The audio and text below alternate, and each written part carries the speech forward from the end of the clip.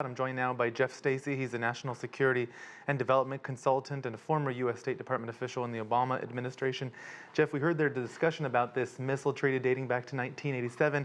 At issue here, at least Russia's perspective, is distance. The treaty was supposed to block out missiles that could go 500 to 5,500 kilometers, effectively intermediate range missiles that could target European capitals. Russia says its missiles, the C8, go less than 500. NATO has said it will work together to mitigate what it sees as the Russian threat. What actions might it take? Well, first of all, Russia's missile goes a lot further than that, and it goes pretty fast. This is a new hypersonic missile capability. It's a whole new generation of missiles, and there's a new arms race actually in the world because of this technological edge that Russia, they tested this last year. It surprised the US, it surprised everyone. And this is the reason they're violating this very key intermediate nuclear and non-nuclear missile treaty, the INF. And they will not come into compliance. They've spent far too much money on developing this. So what does NATO have to do?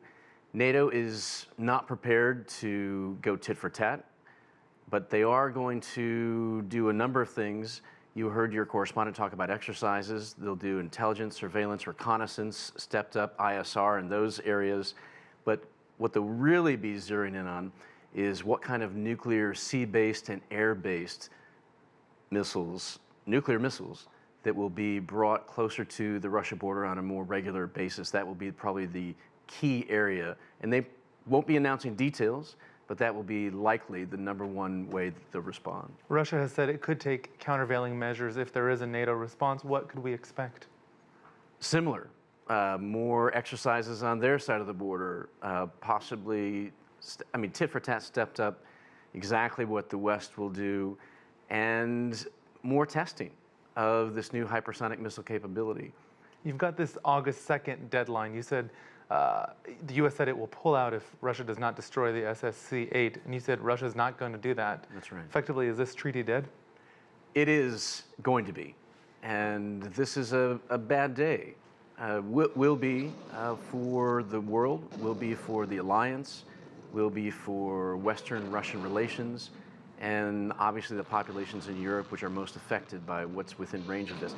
This basically is a new extra fast, beyond 5 times the speed of sound, up to 8 depending, and you can put nuclear warheads on it.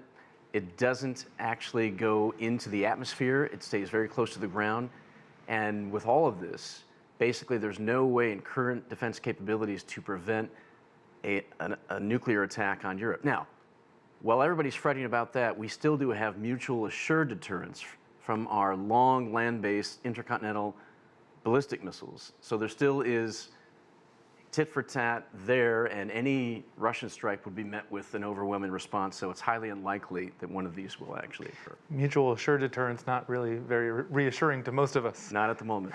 Jeff Stacey, thank you so much for your insight.